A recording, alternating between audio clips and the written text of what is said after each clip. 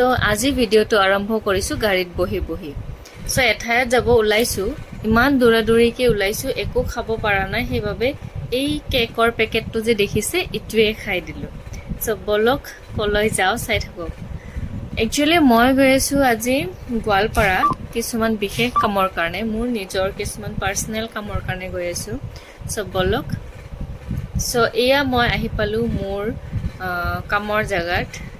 এইটো দেখিছে চাগে, এইটো ট্ৰেক্টৰৰ শ্ব'ৰুম হয়। ইয়াৰ ওচৰতে মোৰ একচুৱেলি কামটো আছিল।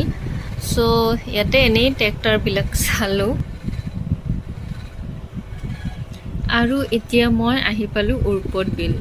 উৰপদ বিলৰ ফুল ব্লগ মই সোনকালে আপলোড কৰিম বুলি ভাবিছোঁ।